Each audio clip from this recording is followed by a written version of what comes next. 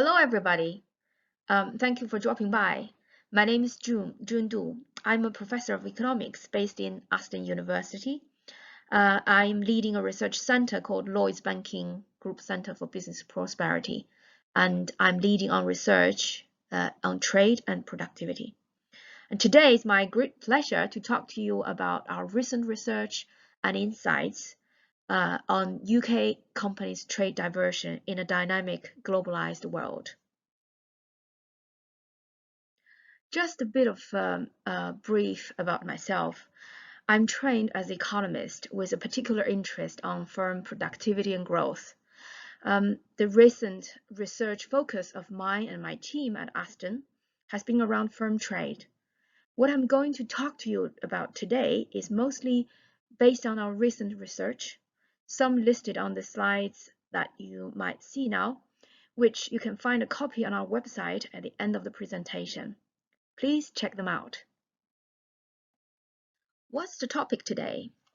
Now, I'd like to share with you some of the facts, thought leadership, and research findings available on some of the recent UK's trade patterns.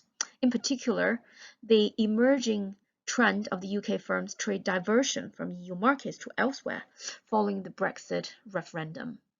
I will then bring you some of the recent figures on how UK's trade has fared the storm of COVID, reflecting on where trade and more broadly globalization may travel and why. I'll conclude by highlighting some of the opportunities and challenges faced by UK traders looking beyond COVID and Brexit.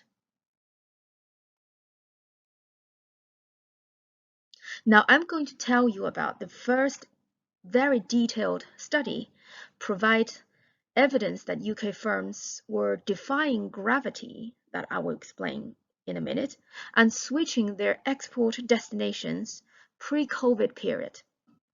You may have seen some coverage of this research in The Guardian and The Times. To start with, the normal pattern in global trade is that countries trade the most with the countries that are closest to them, especially the big ones that are close to them. In terms of physics, this is called gravity theory of trade. Close objects have much stronger gravitational pull than objects farther away. By this token, it's natural that EU is by far the largest trade partner of the UK, which represents 47% of the total trade and nearly 50% of the total exports in the latest figures in 2018. Over a rather long period since 2016 June, there was a sense of UK firms getting lost or even paralyzed. There are a few snapshots on the right-hand side of the slides from the large and frequent coverage over time on the Brexit uncertainty in the media. Nobody quite knew what might happen, and nobody seemed to know what should happen. Uncertainty were the only certain fact. Therefore, the question here we're asking is the following. Has the trade policy or in general economic policy uncertainty disrupted firms from trading as usual? And more specifically, have the UK firms started to export against gravity following the 2016 Brexit referendum? This is an interesting and very important question. We conducted some research based on the very granular level of data, the HMRC UK trade transaction level data, to examine how firms reacted towards Brexit uncertainty.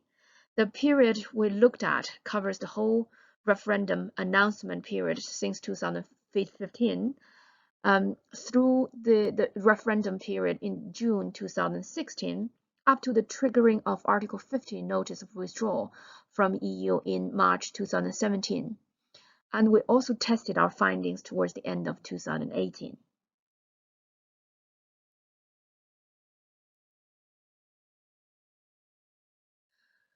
Before I tell you our specific findings from causal analysis, I'd like to highlight some patterns revealed in the raw data.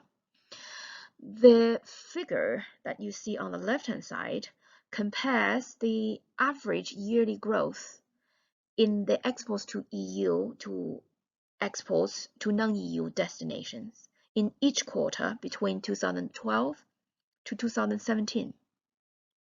What is shown quite clearly is that there has been a parallel downward trend in the growth of both intra and extra-EU exports in export values over time. However, after a sharp growth in both flows in the first quarter of 2016 compared to the 1 year earlier figure, the two trade flows have followed very divergent paths from the third quarter of 2016 onwards. After the Brexit referendum decision in June 2016. Now, growth to EU and non-EU over the same period, depicted on the right-hand side, shows this as well. We can clearly observe that up to the second quarter of 2016, intra-EU quarterly exports were decreasing less rapidly than extra-EU flows. Hence, the positive slope of the curve up to this point. However, the trend was sharply reversed after the Brexit referendum, with extra-EU exports kept on growing while intra-EU flows decreased significantly.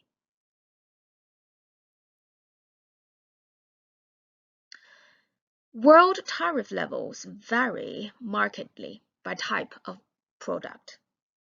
Under a no-deal scenario, the EU and UK would revert to WTO rules. This means that some sectors would be exposed to high tariff levels under post-Brexit arrangements. Agriculture, textile, and footwear sectors are among the sectors affected most in the front line, and also around 30% of the products in the transport equipment manufacturing industries. However, the typical size of a firm differs quite markedly across sectors. And as it happens, the sectors most likely to face steeply higher tariff barriers contain a disproportionate number of micro and small traders. Therefore, we suspect that moving from the zero tariff regime in the EU to a most favored nation trade regime would mean that the strong push to micro and small exporters to divert towards alternative markets. And I will show in the next few slides that this is indeed the case. Now, the challenge of this analysis is to really separate the confounding factors that may affect the trade flows to EU versus non-EU markets during the same time. We adopted a difference in difference approach and used a large battery of robustness checks, reaching the following conclusions. Now, looking at all exporters, we derive the extent to which the relative growth in exports to EU to non-EU, controlling for things like the exchange rate volatility and exporters' characteristics, as well as the characteristics of the macro conditions and characteristics of the exported goods and exported destination. In this diagram, anywhere below zero, below the zero line, which means negative relative growth in exports to EU compared to the exports to non-EU. Then the longer the bars are below zero, the larger the extent to which the export diversion has happened from EU to elsewhere. Now, there's immediate evidence that the business's reaction towards business referendum announcement itself has been negative. Total negative in terms of moving more exports to non-EU markets relative to EU markets. Now, the total quarterly exports to EU decreased, while the total destined elsewhere has kept growing. The triggering of Article 50 at the end of the first quarter of 2017 created an even stronger trade diversion. Both overall number of products and new products exported show a clear redirection away from the EU. The similar trends are found for the total export value, the number of exports, exported goods, and the number of export destinations. And the same goes with the new products and new export markets. But this impact was not uniform across firms and products. On this slide, I would like to show you that micro and small traders diverted their export to a significantly greater extent than larger firms. Remember that any estimate below zero shows the trade diversion from EU to non-EU destinations. And you will see that bars are much longer for micro and small firms and medium firms compared to large firms. And this effect has been the same for a number of the products, the export value, and number of the destinations. We attribute these patterns to the fact that smaller firms may have much less capacity to endure the potential increase in trade costs and risks of Brexit. In particular, the micro and small firms have mainly redirected their exports towards places like Commonwealth countries and BRICS countries. And then this may perhaps be because the historical linkages and also because emerging countries' economies might promise a greater growth potential. Looking into the market destinations, interestingly, we find that the divergence between intra and extra-EU exports growth is particularly pronounced with respect to more distant extra-EU countries. But among them, firms tend to opt for relatively richer extra-EU markets that are perceived as less risky and more profitable. So here on the diagram, the horizontal line referring to the level of the wealth measured by GDP per capita of the destinations of exports. So you will see that effect is much stronger for countries tend to be wealthier. So that was a very quick snapshot of the core finding of this piece of research. We've done a lot more analysis and robustness check, which are all explained and reported in our paper on our website. So please be free to check it out if you are interested. This analysis is really based on 340,000 export transactions by 26,000 UK firms over a 5-year period really gives us a sense of the reactions of the UK exporters and indeed importers reacted towards the Brexit uncertainty. We've estimated that the smallest micro exporters have switched as much as 46% of their new export growth by value from EU to non-EU markets since the Brexit referendum in 2016, and that is, according to our calculation, worth about 10.45 billion a year. But whatever the decision logic used by the firms, this export redirection will be quite costly and risky to exporters. Transport costs are higher.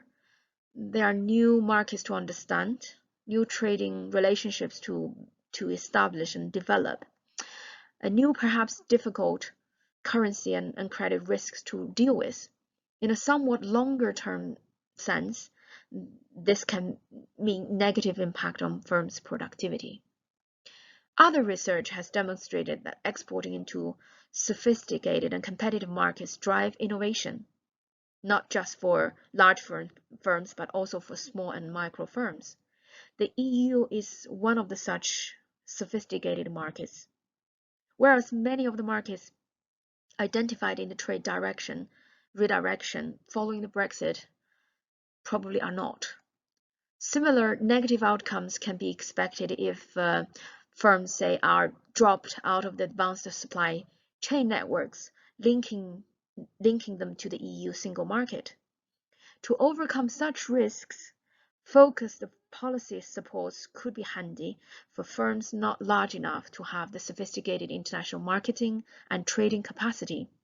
The government and its trading promoting agencies need to provide information about the market destinations and provide guidance in access strategy for new trade destinations. They also need to ease exporting administrative processes and stimulate financial support, financial risk management, and educating in terms of the strategic marketing. Interestingly, these actions are those which were taken by countries like Japan and Korea in their successful export-led growth national strategy. Now we move on to COVID. Coronavirus has been a real shock. Thinking of the connection between the coronavirus shock and trade and globalization, it is really important to know that both its spread and its impact have to do with the prevailing globalization. Goods and capital and people are so closely connected today that really allow virus to travel fast and wide. The production and services are tightly networked in modern production. That really means a halted production in a small factory in the city of Wuhan might lead to low inventory, discontinued assembly, and lost profit in the UK. Just as the spread of the virus took very different shapes in different pace in different places, the impacts of the COVID-19 really differ considerably on different firms, industries, regions, and countries. And in turn, the responses of the firms, industries, region, and the national government really differ. That would lead to inevitably different outcomes and routes for recovery and their capability to deal with the future shocks. The crisis of COVID is like no other, according to IMF. In terms of its scale and spread, it is considered the worst recession in 100 years. Although the specific figures are still being regularly revised, we know that the most countries have experienced and will continue to experience a significant contraction in the economy, among which the UK is one of the worst affected, as we all know. By June this year, the GDP growth in 2020 was forecasted to be around 14% down year on year based on a double hit scenario, which is now a reality.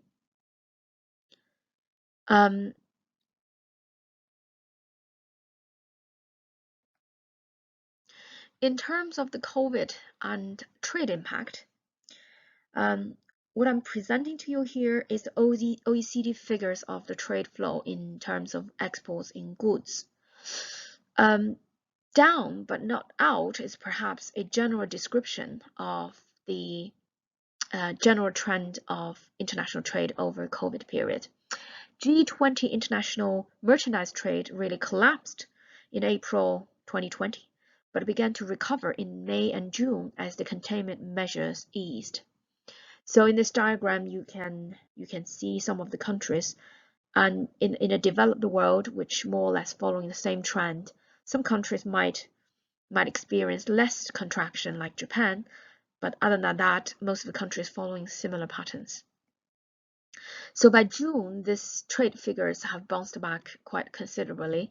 If you check the recent figures in August, you will see a slight dip, but not very deep. Indeed, as OECD forecasts, the UK 2020 annual growth in trade in goods may be between 0 to 20%, depending on the development of the COVID situation. In a double dip scenario, UK's trade growth has been forecasted about 20% less compared to 2019. Really, across the world, probably the only country which has come out of the COVID crisis quite well on trade figures is China.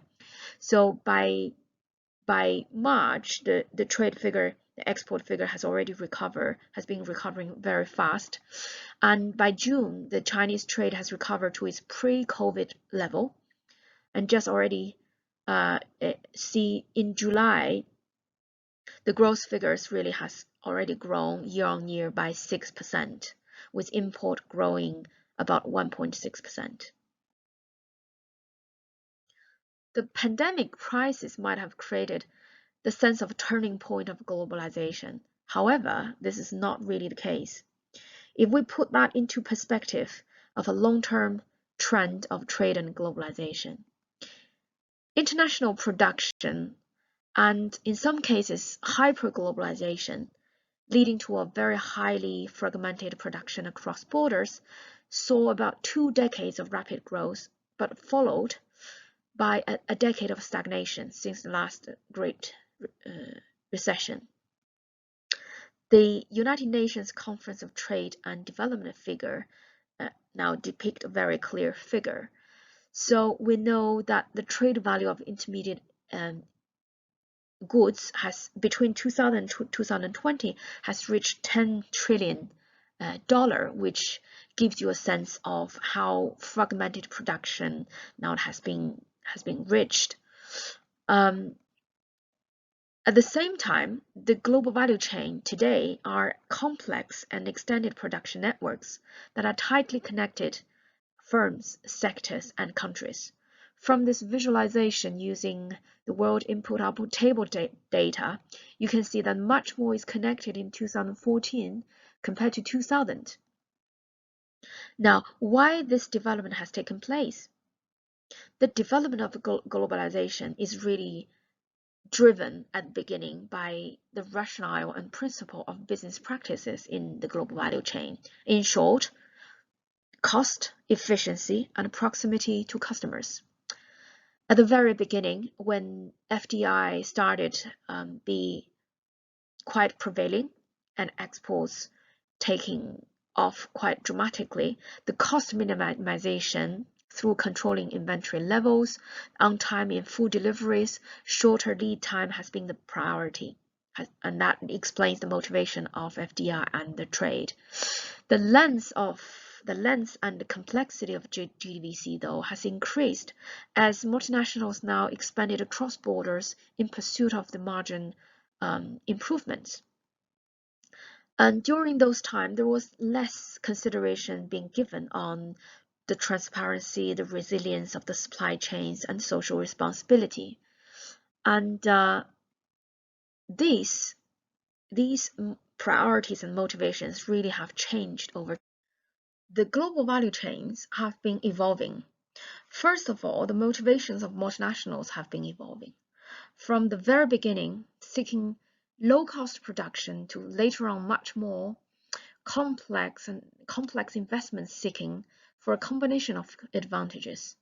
In all except the most labor-intensive industries, companies started to base location decisions on other factors, including access to skills and talents, supply chain ecosystems, intellectual property protections, and building really with the host economy's infrastructure in intangible assets. Also, manufacturing productions provide services known as servitization has become increasingly more service intensive, and that is important to build their competitive advantages. Hence, proximity to customers become an important factor for location choices.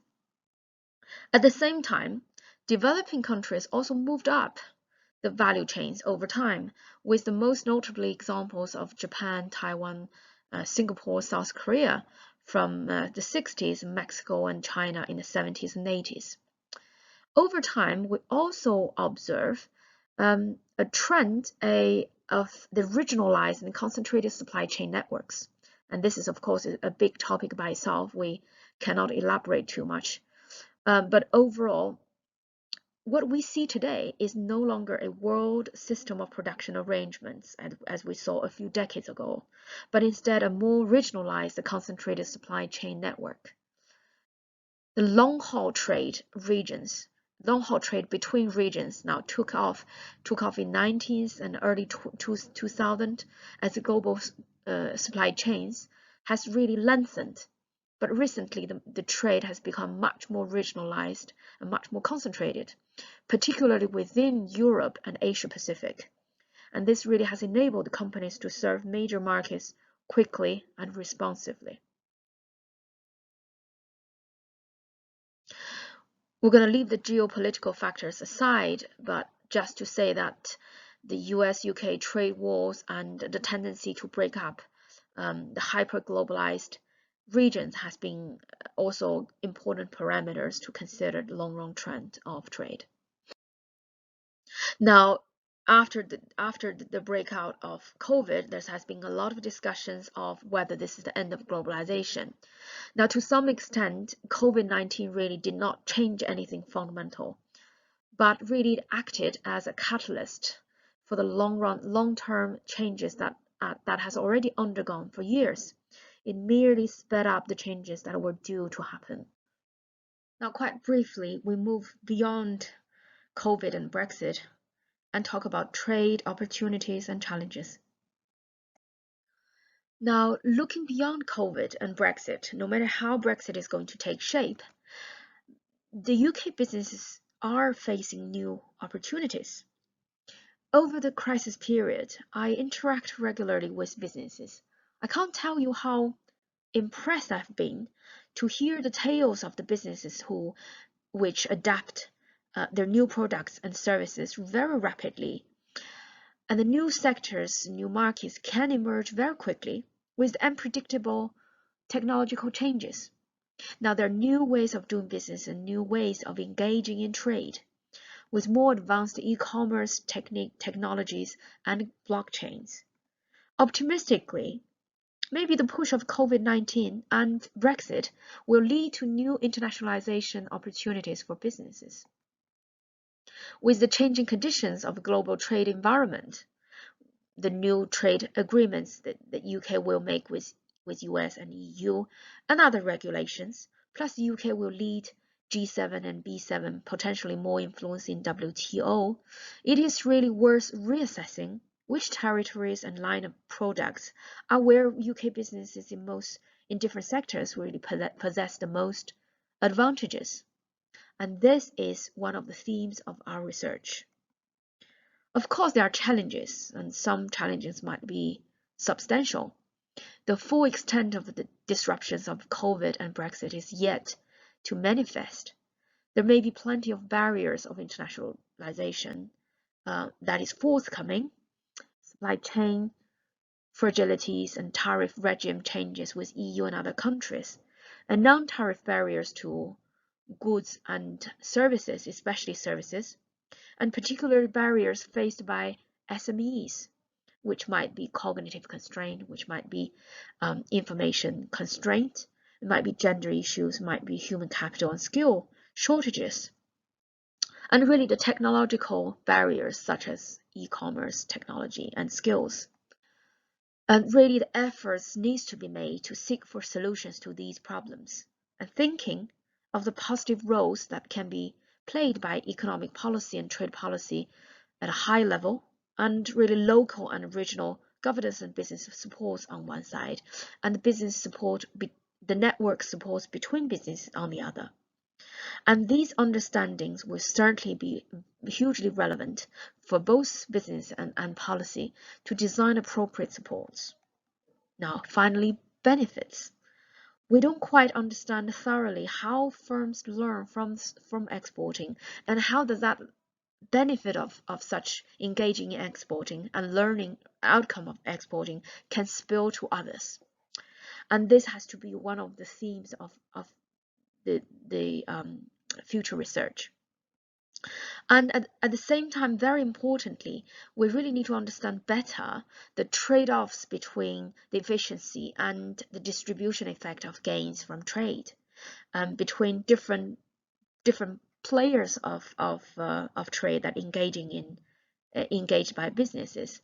For example, between large and small companies, between goods and service providers, between multinational companies and domestically owned companies, and really in different places, and between trade and non-tradable sectors, and as well as those with varying degrees of diversity and inclusiveness.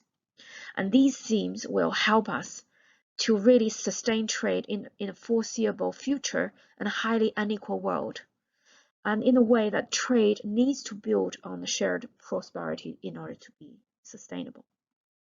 And again, these themes are our regular pursuits of our research, and we do hope in the very near future we can share our findings and insights with you.